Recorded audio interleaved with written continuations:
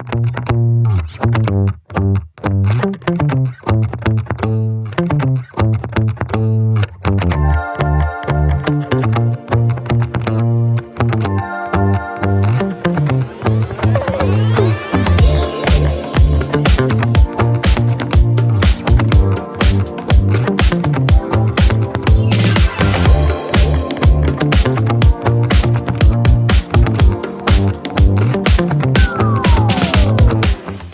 say the 21st century is the women's century. Women are everywhere. Namaskar. Welcome to another episode of the ISU podcast. Today we are sitting down for a conversation with one such celebrated woman from the field of law. Please welcome Advocate Shweta Parikh. She has been practicing law since the last 18 years in front of the Honorable Supreme Court and the Rajasthan High Court. Thank you, ma'am, for being here with us today. नमस्कार, thank you मुझे यहाँ बुलाने के लिए कि आपने मुझे मौका दिया कि मैं अपने ज्ञान और मेरे पास जो सारी इन्फॉर्मेशन है मैं आपके साथ साझा कर सकूं. So, ma'am, my first and the most important question that I had in mind was, what inspired you to pursue law? It was my Dadaji. I am basically from Calcutta. When I was very young, at that time my Dadaji was legal consultant in Wellness company. Right. And along with his job, he was used to give legal advices to needy people. That make me more passionate about this field. And above all, the social changes, the intellectual changes, challenges, differences which we can give to the society by our interference, Yeah. make me more into to pursue this law as my career. So, ma'am, you started long years ago, Right. and since then there has been a lot of development in the country and of course in the law field as well. What has been the basic, you could say, the challenges that you faced when you started and how they have improved over the years? In this regard, I can say that everybody know that law is a field which is dominated by men. Yes. Earlier, we were not having much of the female advocates. But since with the passage of time, now the involvement of women or their choice has been increased to choose law as their career. You must be aware that the first female advocate is in the year of 1888. That is Charlie Sorabji, the female who became the first female advocate in the India. Oh. Now, with the passage of time, the society has been changes. You ask for the challenges. The challenges are like that. Firstly, I will keep myself more focused relating to the area of Rajasthan. Here, people thinks that women can't be a good advocate. In general, though I am not criticizing any other person or any society, but this is my personal opinion. What I have felt in last 18 years that generally people say कि male are only the good advocate. They can take good care of their cases. Once I was dealing with one of the civil matter. My client came to me and suddenly said, I am just repeating his words, the way he said, थासु case को नहीं करानो. तो मैंने पूछा क्यों नहीं कराना है? थे तो चूड़ियाँ पहनो. Oh. मारो केस काहीं कर सो. That was his own word कि आप तो चूड़ी पहनती हैं, रोटियां बनाती हैं, आप मेरा मुकदमा कैसे करेंगे? उससे लेकर आज हम जहां पहुंचे हैं, मैंने वो सारे बदलाव देखे. Everybody must have aware about the Nirbhaya cases. ठीक है, निर्भया की जो एडवोकेट है वो भी फीमेल एडवोकेट ही है, सीमा कुशवाहा. आज उनका नाम किसी पहचान की मोहताज नहीं है, वो भी एक महिला ही हैं. तो महिलाएं आज के टाइम में आगे बढ़ती जा रही है सारे चैलेंजेस को पीछे छोड़ते हुए. एक चैलेंज मैंने आपको बता दिया कि डिस्क्रिमिनेशन बिटवीन जेंडर, मेल और फीमेल का. दूसरा डिस्क्रिमिनेशन लोगों के दिमाग में ये है कि because they are sharing two responsibility, first as a house maker, second as a advocate. तो दे थिंक कि their first liability will supersede their second liability. तो अगर वो घर पे ज़्यादा ध्यान देगी तो ढंग से मेरे मुकदमे तो देख ही नहीं सकती है. But it's not like that. I am doing practice since last 18 years and I never faced any problem by doing my both the job, being as a housemaker plus as an advocate. Thirdly, less payment that myself has faced in last 18 years. People think कि male are good advocate, they give more time to the case, so they have right to charge more, but not same right is given to the females. But with the passage of time, this criteria has been changed. You must have aware about Nia Modi. This is she is one of the leading advocate in the India. Indira Jairaj Singh. They are charging handsome amount for their one cases, and their turnover for the year are in crores. So this changes I have faced. Earlier in the Rajasthan there were no any female designated counsel. Only male advocate were appointed as designated counsel. Now Ms. Gayatri Rathore is one of the senior designated counsel in Rajasthan High Court Jaipur bench. Plus one of the PIL has been filed in Rajasthan High Court before the Supreme Court also, that quota of females should be fixed for their elevation as a judge. Earlier only elevation of male advocates were more there. Right now we are only having one female judge in Rajasthan High Court, who is presently sitting as a honorable judge in Jodhpur. Rest of all are the male advocates, and one is Shubha Mehta ji, who is sitting at Jaipur bench. So the ratio is of 8:10. If we keep the figure as 10, then 2:8, which is much less. So I think there is like we need to work more and more so that the participation of women should be increased by keeping aside all the barricades, because in the recent years women have established themselves and had shown everybody and the world that they are not lesser than men. They can do anything. I agree. And just from what you have mentioned, ma'am, over the years you have seen law also grow so much as a career, and of course in the country. So someone who's just starting out and beginning their career in law, what are the different prospects that they have and how can they venture further? After completion of your LLB, first you have to make your mind whether you want to go into the traditional practice or the corporate practice. The wider difference between the traditional practice is that you join one advocate's office and remain there as an associate for 2 or 3 years, then you move on and start your own.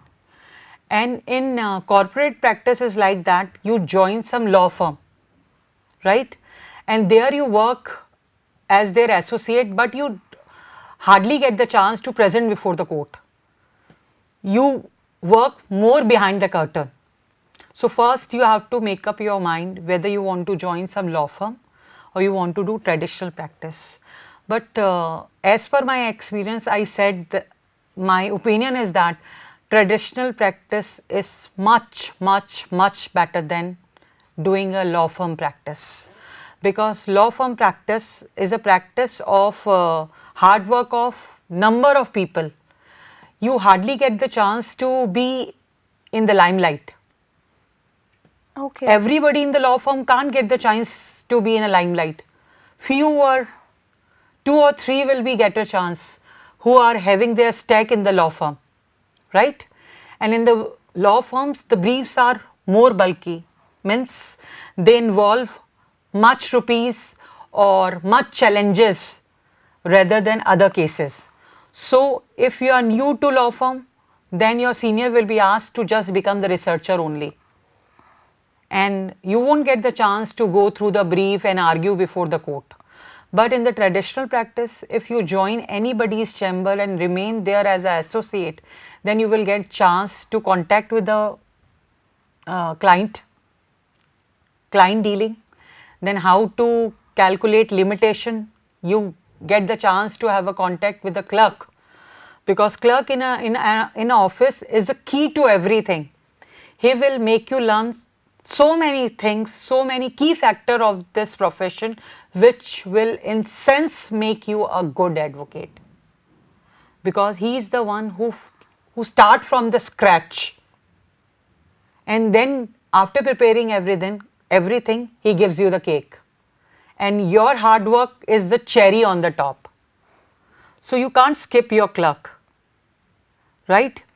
Then you get chance to draft, you get chance to assist your senior before the case, appear before the case, argue different applications, appear before the different tribunals. And in traditional practices like Marwari में एक कहावत है, जितना खिचड़े में घी डलेगा खिचड़ा उतना स्वादिष्ट लगेगा. तो ट्रेडिशनल प्रैक्टिस में आप जितनी खुद मेहनत करोगे उतने बड़े वकील बनोगे. और लॉ फर्म में खिचड़ा किसी का, घी किसी का, खा कोई और रहा है. ये मैं बुराई नहीं कर रही हूँ, सबको अलग अलग चीज़ पसंद होती है. किसी किसी को कम घी वाला भी खिचड़ा पसंद होता है, लेकिन मुझे ऐसा लगता है कि if I am doing giving my 100%, then I should get the revert 100%. वो बटना नहीं चाहिए. ट्रेडिशनल प्रैक्टिस में आपको मैं राजस्थान हाई कोर्ट के एडवोकेट्स बताऊं, like mister Virendra Lodha ji, senior designated counsel, mister NK Malu ji, mister RN Agarwal ji, mister Rajdeepak Rastogi ji, ये सारे सीनियर डेजिग्नेटेड काउंसिल्स हैं, राइट? और इन सब ने ट्रेडिशनल प्रैक्टिस की है. One more name is SS Hora, mister SS Hora जी. आज ये वो नाम है कि जब ये खड़े हो जाते हैं और ये आर्ग्यू कर रहे होते हैं तो सब इनको सुन रहे होते हैं कि इनसे क्या नया सीख लें. सब वेट करते हैं इनके ऑफिस में जूनियरशिप करने के लिए, क्योंकि इन्होंने ट्रेडिशनल प्रैक्टिस क्या है और उसका रुतबा क्या है उसको आज तक मेंटेन किया है. दो शब्दों में कहें तो ट्रेडिशनल प्रैक्टिस वो है कि जो आप जितनी मेहनत करोगे उतनी खूबसूरती और उतनी सफलता वो आपको प्रदान करेगी. लॉ फर्म का कल्चर ये हो जाता है कॉर्पोरेट प्रैक्टिस का कि मेहनत आप कर रहे हैं लेकिन तगमा किसी और की छाती पे लग रहा है. ये ध्यान रखिएगा, आप की छाती वो तगमे लायक बनेगी या नहीं बनेगी, किस स्टेज पे बनेगी, आप स्टेक होल्डर बनेंगे या नहीं बनेंगे, वो वहाँ की पॉलिसीज, आपकी मेहनत, ये सारी निर्भर करती है. मैं उसको क्रिटिसाइज नहीं कर रही हूँ, मैं सिर्फ आपको डिफरेंस बता रही हूँ कि आपकी मेहनत वहाँ कैसे तराजू में तोली जाएगी और यहाँ कैसे तराजू में तोली जाएगी, ये आपको डिसाइड करना है. Right. So also ma'am, because over the years the Indian law has also evolved. Right. From what it was since the independence of the country to over 75 years plus now. How do you think that evolution has happened? What are the new changes? And especially I would want you to touch upon the rights for females. Right. It changes a lot. Upside down हो गया है. पहले महिलाओं के इतने अधिकार नहीं थे. आपको पता है, सबसे मेजर एग्जाम्पल देती हूँ मेरी बात शुरू करने से पहले. सती के मंदिर हुआ करते थे. Yes. आपने सुना है सती का मेला भी लगता था, ये भी सुना है. लेकिन अब सब चीजें बंद हो गई है. क्यों? क्योंकि सती प्रोहिबिशन एक्ट आ गया है. पहले सती हुआ करती थी, उनका जुलूस निकला करता था, उनकी पूजा हुआ करती थी. पूजा क्यों बंद करा दी गई? ताकि किसी और को सती होने के लिए मजबूर न किया जा सके. ये लॉ चेंज हुआ है. बाल विवाह, पहले आखा तीज पे आपने सुना होगा, जैसलमेर, जोधपुर, बीकानेर सबसे ज्यादा बाल विवाह हुआ करते थे आखा तीज पे. अब होते हैं लेकिन बहुत चोरी छुपे. जहां 100 होते थे वहां 10 ही होते हैं, क्योंकि चाइल्ड मैरिज प्रोहिबिशन एक्ट आ गया. ठीक है.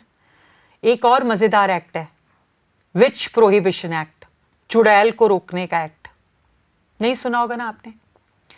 राजस्थान में एक कुप्रथा है किसी किसी पिछड़े हुए इलाकों में कि जो औरत जल्दी विधवा हो जाती है तो वहां एक धारणा बना लेते हैं कि सुबह इसका चेहरा दिखा तो आज का पूरा दिन खराब जाएगा, ये चुड़ैल है, ये तो अपने पति को खा गई, ये तो चुड़ैल है. इसको देख कर जाओ तो हमारा काम ही पूरा नहीं होता है।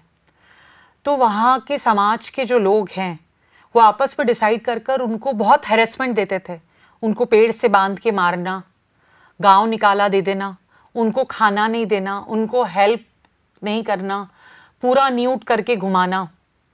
तो विच प्रोहिबिशन एक्ट पूरे इंडिया में सिर्फ राजस्थान में है।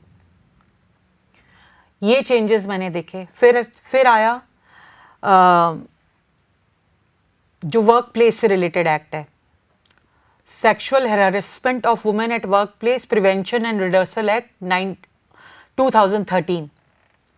महिलाओं को सुरक्षा मिलनी चाहिए वर्क प्लेस पे, राइट? उससे रिलेटेड पूरा कानून बना। मैटरनिटी राइट बना। ये सारी चीज़ें पहले नहीं थी। मैंने जब वकालत शुरू की थी 2005 में वकालत की, LLM किया 2007 में, फुल टाइम प्रैक्टिस में आ गई। उससे लेके आज तक बहुत सारे अधिकार आ गए। फिर आपने सुना होगा ट्रिपल तलाक खत्म हो गया, ये भी तो महिलाओं के लिए ही है। ट्रिपल तलाक बैन हो गया। सेक्शन 377 IPC जो है उससे रिलेटेड चेंज आ गया LGBTQT सोसाइटी के लिए, क्योंकि उसमें भी तो लेस्बियन है। Lesbian means two female having same feeling for each other, right? तो ये सारे चेंजेस आए हैं, ये मैंने बदलाव देखे हैं।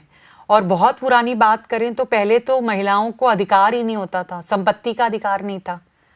अब एंसेस्ट्रल प्रॉपर्टी में इक्वल राइट है, ठीक है?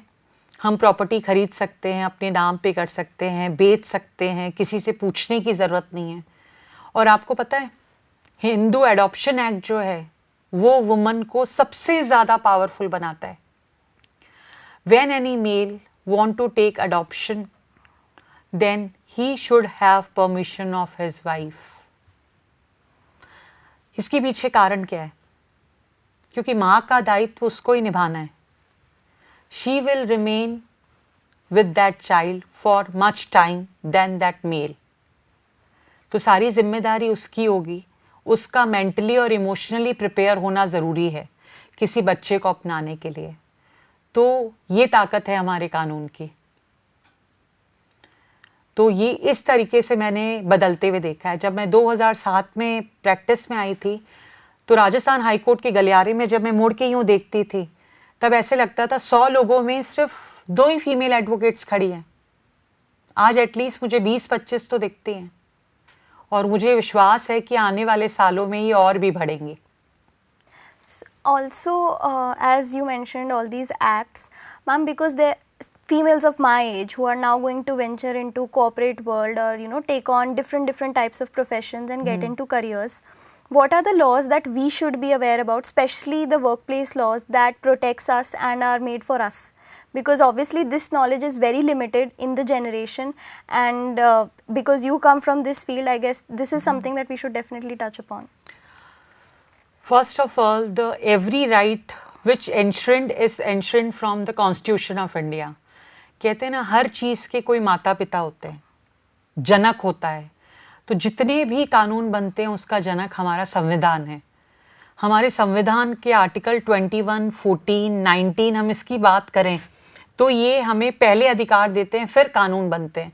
जैसे आर्टिकल 14 की बात करें तो equality before law, without caste, sex, creed, किसी भी चीज़ को दरकिनार करके हम पुरुष और स्त्री को बराबर रखते हैं। उनको क्या, हर किसी को बराबर रखते हैं। आर्टिकल 19 हमको right to work, right to speech, इन सारी चीज़ों का अधिकार देता है। आर्टिकल 21 राइट टू लाइफ का देता है। आर्टिकल 15 राइट टू वर्शिप का देता है। तो इन सारी चीज़ों से ही हमको अधिकार। सबरीमाला मंदिर का केस सुना होगा आपने, राइट? अभी स्टिल इट इज़ पेंडिंग कि महिलाओं को उस मंदिर में जाने दिया जाएगा या नहीं जाने दिया जाएगा। आपको पता है उसका जनक क्या है? आर्टिकल 15, 16 ही है। राइट टू वर्शिप का जो राइट है, जब मुझे पूजा करने का, भगवान को मानने का अधिकार है तो मंदिर में भी जाने का अधिकार होना चाहिए। Why it should be restricted on the basis of my age of puberty, right? क्योंकि आर्टिकल 14 ये कहता है कास्ट, कलर, क्रीड, सेक्स, इसके अलावा वो डिस्क्रिमिनेशन किसी ग्राउंड का नहीं होना चाहिए। इस पे तो होना ही नहीं चाहिए। When law is saying everybody is equal before the law, तो होना चाहिए। आपने पूछा अधिकार, जो अब जब आप कानून पढ़ के डिफरेंट करियर्स में जाएंगे तो सबसे पहले woman right at work place ध्यान रखना ज़रूरी है कि अगर आप वर्क प्लेस पे जाते हैं तो आपके क्या अधिकार होने चाहिए। आप वर्क प्लेस पे जाते हैं तो आपको equal pay for equal work. If you are working as a manager like other male, then you should get the remuneration what he is getting, instead of calculating your ability on the basis of being female, and you are playing a dual role, being a girl, being a mother, being a housewife, and then you are a working woman. Keeping aside all these things, you should be given the similar remuneration which that male is given. First, second, maternity leave. Now corporate world is also given. Government में तो facility है ही, 6 months then further 3 months, 9 महीने की paid maternity leave है। अब corporates भी 6 months की देने लग गया। उसके बाद में विदाउट पे है, लेकिन टू नरिश योर चाइल्ड आपको ये बेनिफिट मिल रहा है। नेक्स्ट, आपको हजार्डियस जगह पे, जो खतरनाक जगह होगी, वहाँ महिलाओं को काम पे नहीं लगाया जाता, लेबर लॉ में भी प्लस कॉरपोरेट्स में भी। सपोज करिए कॉरपोरेट में अब हजार्डस कैसे हुआ, कॉरपोरेट में टावर्स लगते हैं, टावर की टीम में आपको आदमी मिलेंगे क्योंकि भारी भारी मशीन्स उठानी होती है, वो क्रेन्स उठाती हैं, वो एकदम अलूफ एरिया में जाके लगती है, तो महिला की सेफ्टी को भी ध्यान में रखना होता है, तो उन जगहों पे उनको नहीं भेजते हैं और भेजा जा भी नहीं सकता। अगर ऐसा कुछ किया जाता है तो आप आवाज़ उठा सकते हो। एंटी सेक्सुअल हरेसमेंट कमिटी जो है वो हर ऑफिसेज में बनी हुई है, गवर्नमेंट भी प्राइवेट भी। अगर आपके साथ कुछ भी इनडिफरेंट बिहेवियर हो रहा है तो आप वहाँ शिकायत कर सकते हैं। ये 3 कानून जो है wages act plus labour law में, कि एक दिन के जितने रुपए हैं, 222 रुपए हैं राजस्थान में, तो वो महिला को भी मिलेंगे, पुरुष को भी मिलेंगे। 240 दिन के बाद उनको परमानेंट किया जा सकता है। प्लस मैटरनिटी लीव लेबर में भी मिलती है। और लेबर लॉ में ये है कि रात को 6 बजे के बाद में महिलाओं को काम पे नहीं बुलाएंगे, रात को 6 बजे से लेके सुबह 7 बजे तक नहीं बुलाएंगे।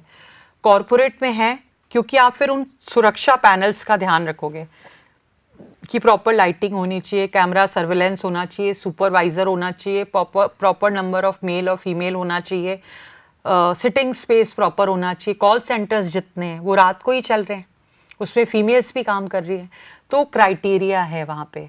ये सारे आपके राइट्स हैं जो आपको ध्यान रखना ज़रूरी है before starting your career. Okay, ma'am. So this one question I had in mind: how does your day look like as a lawyer, as an advocate? You practice and you have so many things to do, and of course, as you mentioned, it's a dual role. So how does your day look like? I just can start this answer with a line that a woman in a role of advocate, actually. When I enter into house, though I start my role as a housemaker, but in that also the spark of advocate is always there. Because I always say I'm always right. Being an advocate is give me the liberty or give me the talent to manipulate everything. नमक मैंने ज़्यादा नहीं डाला था, शायद तुमने ज़्यादा डाल लिया होगा। So महिला और ऊपर से वकील होने के नाते मुझे ये लिबर्टी मिल जाती है कि मैं हर चीज़ को मैनिपुलेट कर लेती हूँ।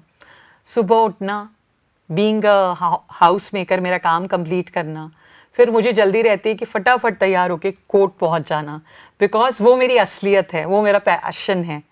ओके, मैं महिला जैसे मैंने जन्म लिया है, वो नर्चर करूँगी मैं हर चीज़ को, लेकिन कहते हैं ना पैशन ही होता है। जब मैं काला कोट पहन लेती हूँ तो मुझे ऐसा लगता है मैंने अपना गुरूर पहन लिया है। हर कोई वकील हो नहीं सकता और वकालत हर किसी के नसीब में हो नहीं सकती है। आई एम वेरी ब्लेस्ड कि मैं एडवोकेट भी हूँ और वकालत भी मेरी नसीब में है, क्योंकि ये मुझे वो खुलापन देती है कि कोई और प्रोफेशन नहीं दे सकता। अगर आप डॉक्टर बनते हैं तो उस ओथ लेने के बाद में आपको कभी भी बुलाया जा सकता है कि वो आपने ओथ ली थी ना, मरीज को बचाने के लिए आना पड़ेगा। बचाना मुझे भी यहाँ जाना है क्योंकि मैंने फीस ले ली है, लेकिन मैं ये कह सकती हूँ कि my Lord's kindly pass over the matter till lunch, I will be there after lunch. So आपकी मानसिक परेशानियों को मैं टाल के भी बचा सकती हूँ, और कोई प्रोफेशन ये फ्रीडम नहीं देता है। और महिला हूँ प्लस वकील हूँ, तो सारी आज़ादी अपने आप मेरे साथ मेरे घर भी चली आती है। Okay, ma'am. One last question, one message that you want to leave with our viewers, and especially the female viewers, because ours is a female university, and anything that will empower us further. इसमें मैं यही बोलूँगी कि एक कहावत है, दो तो ये नेगेटिव कहावत है, लेकिन फिर भी मैं इसको पॉजिटिव सेंस में लेती हूँ। ढोल, शूद्र, पशु और नारी सदा ताड़ना के अधिकारी। आप लोगों ने सुना होगा ना, लेकिन इसको ध्यान से पढ़ना। ढोल, शूद्र, पशु, फिर नारी। ठीक है, तो 4 जगह तो पुरुष ही हैं, मैं एक ही जगह तो आऊंगी, और उस ताड़ना को मैं वकील बन के अपने आप रफू चक्कर कर दूंगी। तो महिला में वो ताकत है। महिला जननी है, पुरुष जनक नहीं है, महिला जननी है। महिला के गर्भ से जिंदगी जन्म लेती है। आपको पता है ना, दरो दीवार तो सबके पास है, घर बनाने के लिए, मुकम्मल जहां बनाने के लिए एक अदा साथी की ज़रूरत है। तो यहाँ जो साथी कहा गया है ना, वो महिला को कहा गया है। ठीक है, तो इतनी ताकत है। इस ताकत को आप दुगना कर सकते हो जब आप वकील बन जाते हो। वकालत ऐसा प्रोफेशन है जो आपकी जो जुनून है ना, उसको पंख लगा देता है। फिर उड़ने के लिए आसमां भी कम है। एक बार उस पंख की ताकत को महसूस तो करके देखिए। नहीं तो हमेशा लड़कियां जब प्रोफेशन में जाती है तो उसके लिए कहा जाता है कि अरे लड़कियों, तुम प्रैक्टिस कैसे करोगे, चोर उचक्के आएंगे, ये आएंगे, वो आएंगे। क्यों डरना है? आपको पता है, चोर उचक्का या कोई क्रिमिनल भी आपके पास बेल के लिए आता है तो उसको पता है सामने एडवोकेट बैठी है। उसको आपकी ताकत का एहसास आपसे पहले होता है। वो कोई बदतमीजी नहीं करता है, उसको पता है कि उसको बचा सिर्फ आप ही सकती हैं। फिर जब आप प्रैक्टिस करती हैं तो आप इंडिपेंडेंट हैं। जूनियरशिप ऑब्वियसली जनरली फीमेल्स जो हैं वो शादी होने से पहले कंप्लीट कर लेती हैं। आप जल्दी एज में वकील बन जाती है 5 ईयर LLB करने के बाद में।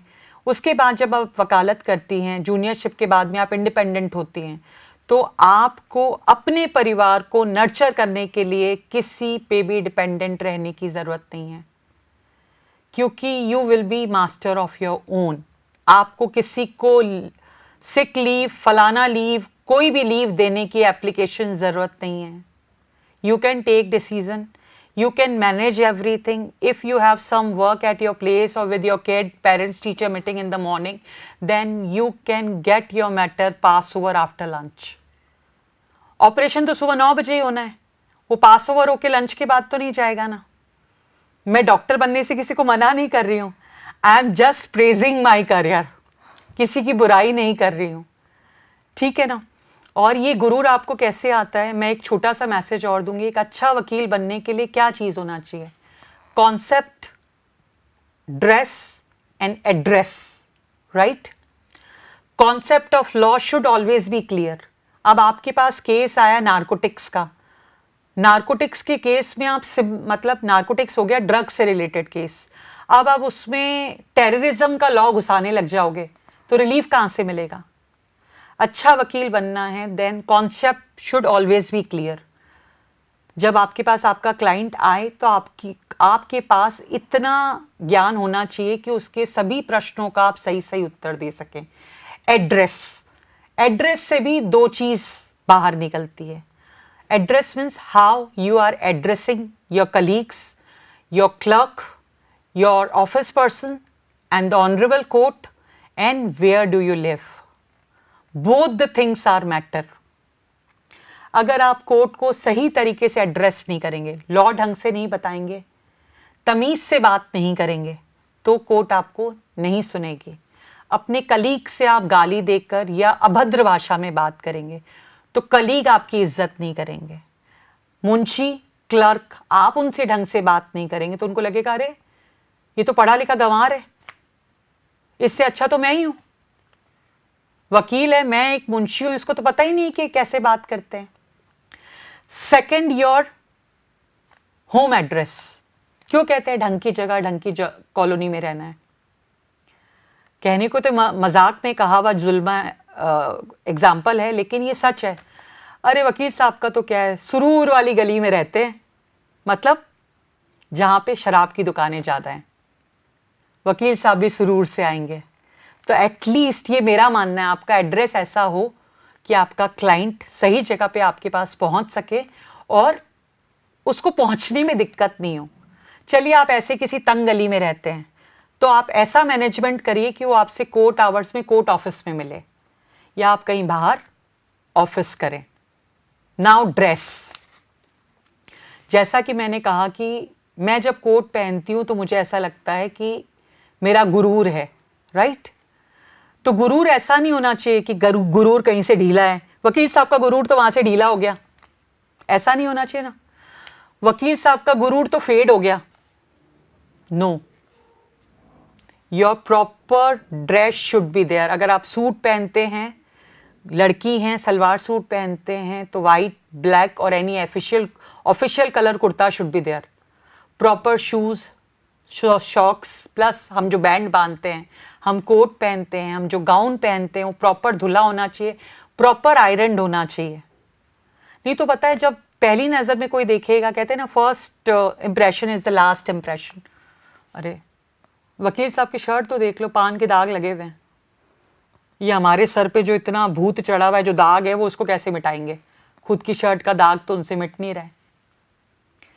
इसलिए मतलब मुंह तो बाद में खुलेगा, जो आपको देखेगा बॉटम टू टॉप देख लेगा या टॉप टू बॉटम देख लेगा, उतने में उस थोड़ा माइंड सेट कर लेगा कि ये कैसे वकील साहब है। और कॉन्फिडेंस रखिए, ऐसा नहीं है कि मुझे हिंदी आती है, मुझे इंग्लिश आती है तो मैं वकील कैसे बनूंगा। हम मनुष्य हैं, जितना आईक्यू मनुष्यों में दिया गया उतना किसी में नहीं दिया गया है। करने का जज्बा रखिए, चीजें अपने आप होती चली जाएगी। कहते हैं ना, कोहरा होता है तो हमारे मम्मी पापा कहते हैं एक कदम चलो, आगे का दिख जाएगा। तो बस कदम कदम कदम कदम बढ़ते जाइए, रास्ता अपने आप क्लियर होता जाएगा। वो दुष्यंत को मैं अपनी ये बात इस बात से खत्म करूंगी। दुष्यंत कुमार साहब ने कहा है कि एक पत्थर तबीयत से तो उछालो, सुराख आसमान में भी हो जाएगा। Thank you so much, ma'am. It was a very empowering, valuable episode, and you've been here. Thank you for your precious time. Thank you, most welcome. आपने मौका दिया। मैं कोशिश करूंगी कि मैंने जो कहा है वो मैंने सही कहा है और मोर रीचेबल रहे और किसी ना किसी को वो हेल्पफुल रहे। कहते हैं ना, शब्दों की तभी कीमत है जब वो किसी को समझ आ जाए। नमस्कार। Thank you to your viewers. I'm sure you're feeling as inspired and motivated as I'm feeling right now. I'll see you in another episode. Until then, stay tuned. Make sure to subscribe to our channel and leave a valuable comment in the comment section below. I'll see you another time. Until then, bye-bye.